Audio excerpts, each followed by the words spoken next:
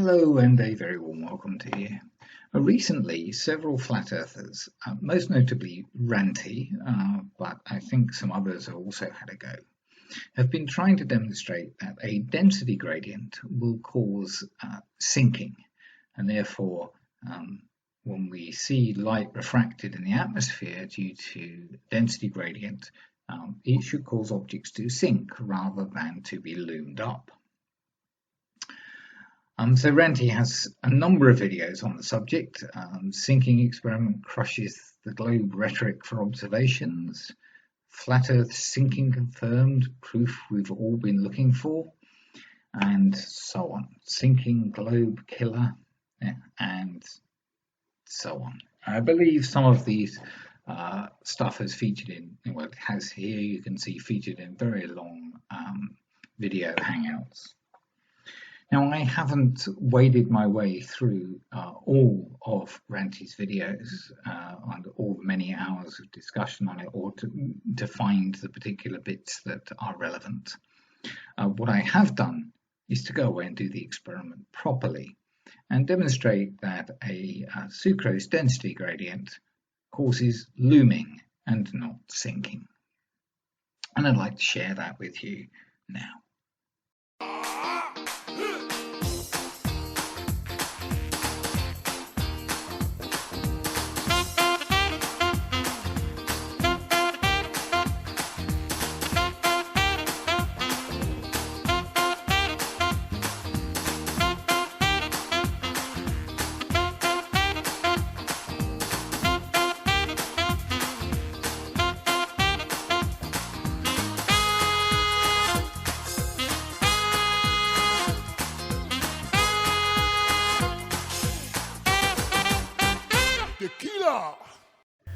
So flat earthers are absolutely desperate to be able to prove that there is a considerable amount of sinking refraction due to the atmosphere in order to be able to explain pictures like this.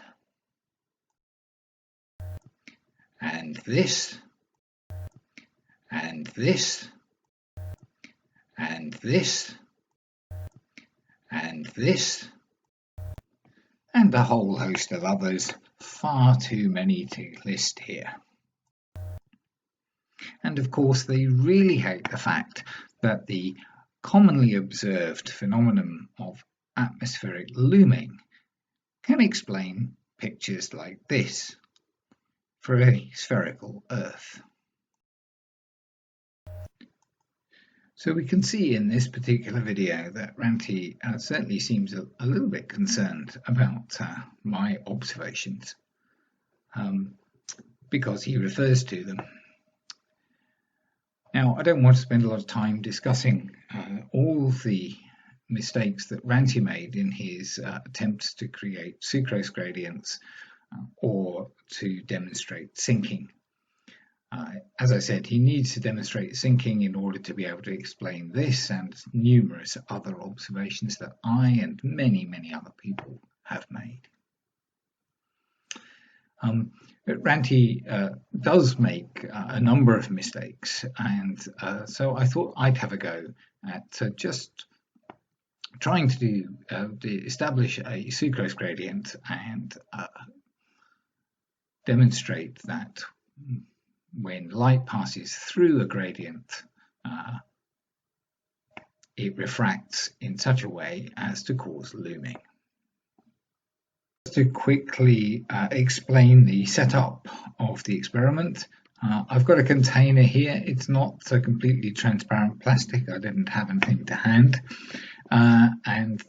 What I've done is to take a sheet of clear plastic, draw 5 lines on it 1 centimetre apart, and then cut it into 4 pieces. The first piece has been stuck on the outside of the wall of the vessel nearest to the camera. The next piece is stuck on the inside of the far wall. A third piece on the polystyrene sheet, which is several centimetres behind the tub and the background, and then a fourth piece is stuck on the outside of far wall, So you can see the adhesive side of the tape here rather than the dark black side. So that's the setup. Really, these last two pieces of plastic with the lines drawn on are not really relevant to the experiment or to what I'm showing you today.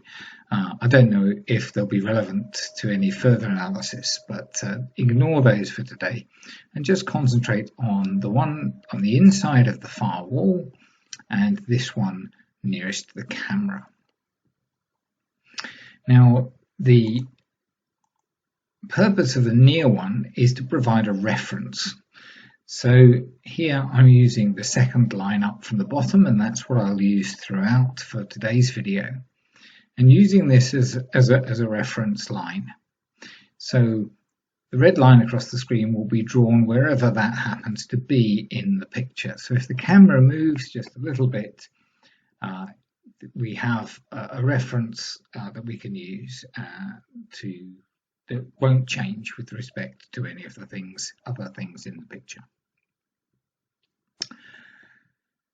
And you'll also see yellow lines drawn across the screen to the lines on the piece of clear plastic in the backgrounds, just like these ones, so lined up with these. And that's the sort of basis for the experiment. This is what you'll actually be looking at. Next, I'll show you quickly me setting the whole thing up. I took video as I was going, so this video with just air, with water, and then with water plus the sucrose. So I've sped up this little clip so you can see me setting up the apparatus that I used. Now I've made numerous sucrose density gradients and glycerol density gradients and in the laboratory to purify ribonucleic protein particles, ribosomes, polysomes, and other ribonucleic protein particles. But to do that, I used a gradient pourer. Unfortunately, gradient pourers tend to use relatively small volumes, and we need quite large volumes to fill a tank with a gradient. I did toy with the idea of making a large-scale gradient pourer, but I decided to give this quicker and simpler method a go and see if it worked first. So simply taking a receptacle. I didn't have anything with perfectly clear sides, so I've used this slightly opaque plastic tub and adding water and then pouring in some sucrose so that the sucrose will start to dissolve, and diffusion will cause that dissolved sucrose to move within the container, gradually establishing a gradient of low concentration at the top and higher concentration at the bottom. And this method, I believe, has been used by a number of people to demonstrate that a laser light will actually bend as it passes through a gradient. So that's how I set up the gradient, and I'll explain a little bit more about it and what to expect.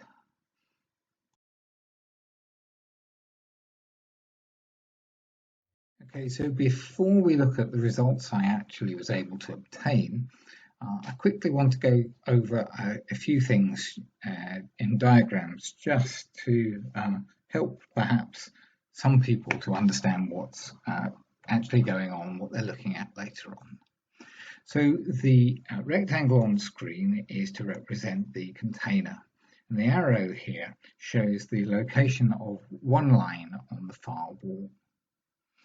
Now, light is actually leaving that line in all possible directions. It's not just going straight out towards the camera. I haven't put the camera in this diagram, but the camera will be on the right. And actually, since it's a black line, it's really the absence of light, or almost complete absence of light. It's not a perfectly black line, so there'll be some light coming from the line itself. And we sort of see more, we see the light coming from just above and just below the line, but that's not terribly important. So in the example where we've got a camera, the box is in air and there is air in the camera. Light traveling a straight path straight through the air will emerge from the box if we ignore any refraction due to the walls of the container, and I've done that simply for simplicity's sake. It doesn't affect the validity of what I'm saying. It's just an extra little sort of complication that we don't need to really worry about here. The light will continue to travel in a straight line and it will reach the camera. And so the perception of the camera, or us looking at photograph or video, will see the line in exactly the location that it should be, or that it is. If we now change the setup so that we have water in the container, light will still travel in a straight line away, directly, horizontally if you like, away from that line. But when it reaches the air, because the air has a different refractive index to water, that light will now be refracted. It moves more quickly in air than it does in water. It'll be refracted upwards so that it doesn't actually hit the camera. And therefore, the camera doesn't see the light that's traveling that path.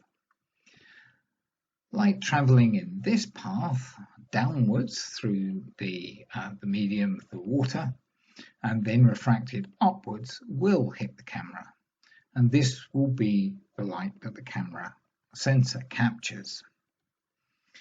So from the camera's point of view, that light is coming from that direction, and therefore we will see the line in this lower location indicated by the red arrow. Now, if we change the medium to sucrose, and we have a single concentration of sucrose, then we've changed the refractive index in the container slightly again. And I will show you how low concentrations of sucrose are essentially the same refractive index as water. And you have to get quite high concentrations of sucrose to actually get to a very different refractive index to water. So when you have a single concentration of sucrose in the container, light traveling a straight path may indeed be refracted if it's concentrated enough, more than before. And so again, it will miss the camera.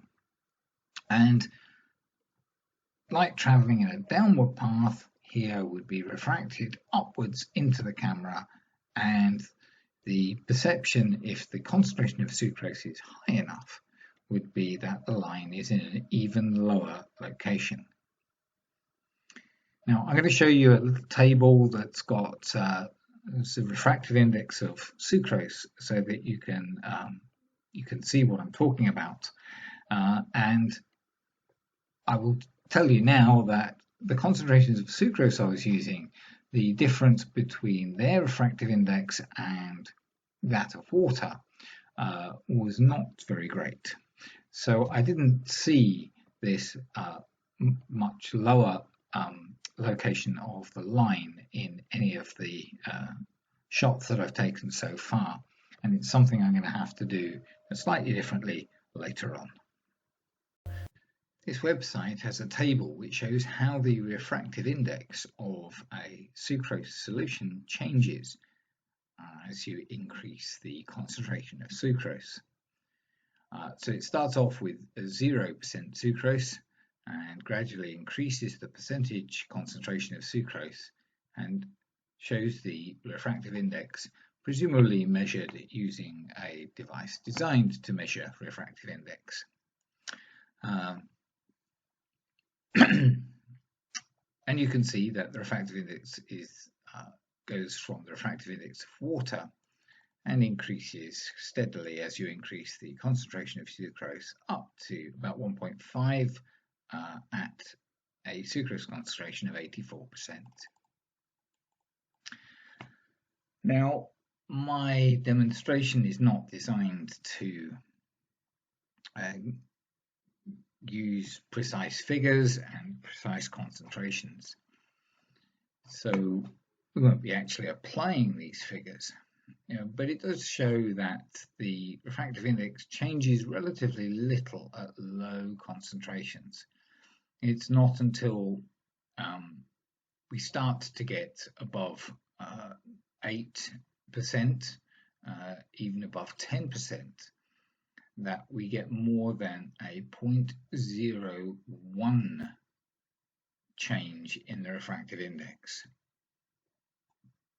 And of course, we're doing a very crude experiment here. And this means that we're not going to see any change in refractive effect of sucrose compared to water at these low concentrations. Okay, so let's have a look at some of the results that I got. So first of all, we'll look at the situation where there's only air in the container and compare that to the situation where there's only water in the container.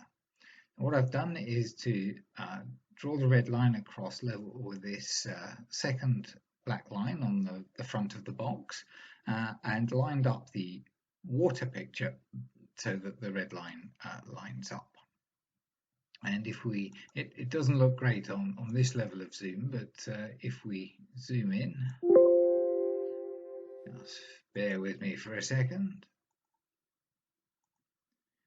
Okay, if we zoom in and scroll across to the air side of the slide, you can see that this red line is lined up perfectly on the second black line, and I've lined up these 5 yellow lines on the 5 black lines at the back of the box.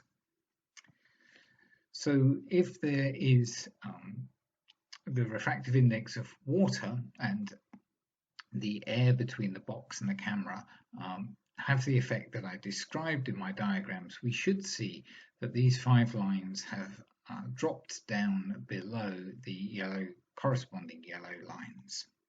So we'll scroll across to the water side of the slide, and here we have the red line is located on top of this black line nicely, and we can see that this black line is below the yellow line, this one also below it, this one below it. Now the next black line is actually fallen so far below that it's underneath the bottom yellow line. I'll just move it to let you see that. And then finally we have the 5th line from that one. This line up here is a reflection. I'm not sure if I mentioned that earlier, but if we zoom back out, there is an internal reflection of the surface of the water. That means that the tape is partly obscured and the lines above there are reflected. So we should ignore those because they are a reflection. So the lines, when we have water only, do follow exactly what I said they would do, according to what we know about refractive index and of air and water. Now, if we look at a single sucrose concentration done the same way and compare this with the water situation, if the sucrose is refracting the light more than water, then significantly more than water, then we should see the lines appearing further below the yellow lines. So doing the same process before, zooming in and scroll across to our left to the water only situation. Again, the red lines lined up nicely, the yellow lines are placed on top of the 5 black lines. These are the 2 reflected lines, and this is a little piece of the tape that you can see that's not blocked out by the reflection. As we scroll across, to the sucrose side, we can see that the yellow lines are still blocking out the black lines. The reflection is now almost gone. There's a little bit of reflection here, and that's because the adding of the sucrose to the liquid, to the water, has raised the level of the top. It was reflection off the top surface of the liquid that was causing the reflection. So it appears that our refractive index of this sucrose solution is no greater than, or not significantly greater than that of water. So we're down, must be down in the sort of 5, 10, possibly 15% range. Now I tried adding a bit more sucrose, and the highest concentration of sucrose that I added is shown in this picture. Again, I'll just scroll across to the left so that you can see that everything is indeed lined up correctly. So this again is water, and you can see that we're lined up with the red line on the black line here, and the yellow lines are covering the black lines exactly. Again, we've got our reflection there, so we know we're in the water case. As we scroll along to this highest concentration of sucrose that I was able to try on this occasion, we still don't see the lines, black lines, sinking below the yellow lines. They're not appearing down here. Maybe just a tiny bit in this one and this one, but it's really hard to be certain. So I haven't been able to go to a high enough concentration of sucrose using a single sucrose concentration to be able to demonstrate that effect. I will be repeating this and trying to achieve that. However, this doesn't really matter when we're dealing with the gradient that I set up by having the sucrose in the bottom of the tank and allowing it to start to dissolve and it to diffuse throughout the liquid above, so that a gradient was established. In that case, there will be a very high concentration low down and a very low concentration high up, and a range of concentration in between. And so there's a good chance that we'll have sufficient change in refractive index to be able to get the looming effect that we're hoping for. So let's get on to the money shot, which is what actually happens when you have a sucrose gradient in the tank. So this is what we've been leading up to. The situation with a sucrose gradient. So sucrose was added to the water, and this is the shot after about 8 hours, allowing the sucrose to dissolve and diffuse freely, creating what I hoped was a nice gradient.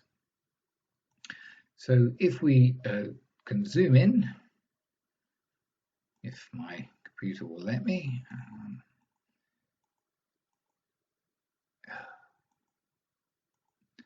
Here we go.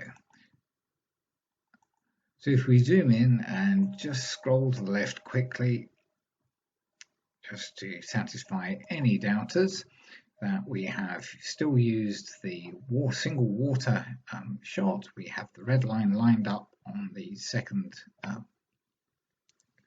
black mark on the back line on the front of the tank. We have the yellow lines covering those 5 black lines on the rear wall of the tank. Now, as we scroll over to the sucrose gradient, if we've got a good gradient and if light is behaving as we anticipate, we would expect those lines to be now loomed up above the yellow lines. And yes, that's exactly what we see. We have the first black line above the corresponding yellow line, and the same with the second and the third and the fourth and the fifth. There's a slight difference in the amount of looming, and that's all to do with the angle at which the camera is located relative to these things, and it would also have something to do with the amount of gradient, the concentrations at the different levels that we're actually at something we can't measure.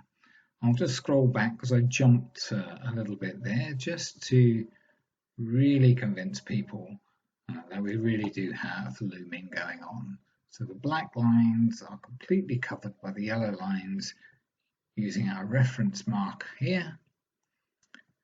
And when we scroll across to the gradient, we clearly see the black lines have loomed up above the yellow line in each case. Again, our reference line is lined up perfectly. So there's no doubt looming is going on, and is demonstrated just as it is by those pictures of lasers being shone through sucrose gradients in tanks. I'll very quickly do another diagram just to explain why this is the case. So hopefully you're interested enough to stay with the video to the end, but if not, please don't forget to like, and if you haven't done so already, subscribe and click the notifications bell and so on. So on to a little diagram and a little explanation before the video finishes. So now let's consider the situation where we have a sucrose gradient in the container. So we still have air on the outside of the container, and we now have a sucrose gradient within the container. That is, we have low concentration sucrose at the top and high concentration of sucrose at the bottom, with a gradual progression in concentration from one to the other. We still have a camera outside, and for the purposes of this diagram, one line on the rear wall of the container. Now, light travelling straight out from the line will not encounter any variation in concentration of sucrose. So it should travel in a straight line. This is assuming that we have a perfectly even gradient all throughout the length of the container. When it reaches the air, the light will be refracted upwards, but it won't actually reach the camera, depending on where you have the camera located. So the light that is going to reach the camera is travelling a different path. Now, any light leaving the line and travelling either up or down will encounter a gradual change in the concentration, and therefore a change in the refractive index, and therefore it will be bent. And the light path that will reach the camera in our particular setup is indicated by this pink line here.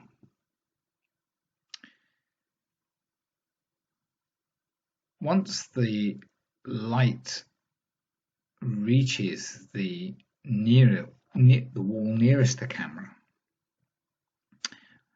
it is actually travelling in a downward path. So it left the line travelling in an upward path, but was gradually bent downwards as it travelled through the sucrose gradient.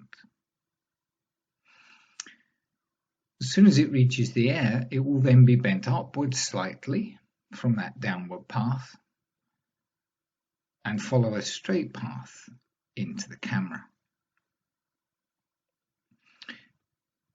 This means that from the camera's point of view, the location of the line has been shifted upwards, not downwards as we saw in the situation with water and sucrose solution, but upwards.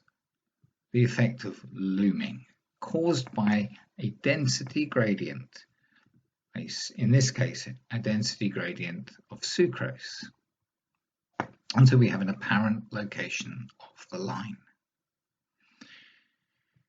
Now, all this is, of course, theoretical. What I'm doing here is essentially making predictions for what I should see when I actually perform the experiment or try to do the demonstration. So let's now see what I actually observed.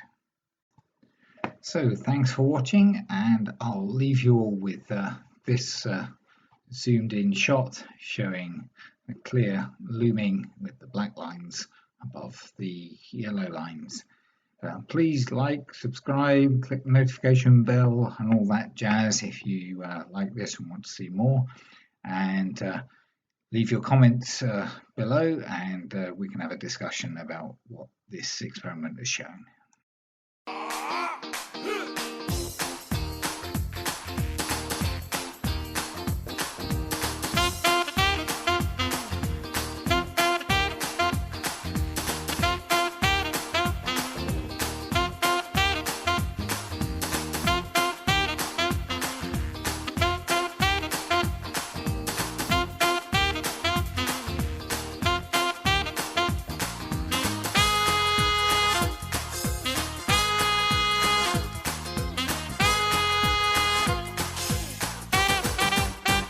Tequila!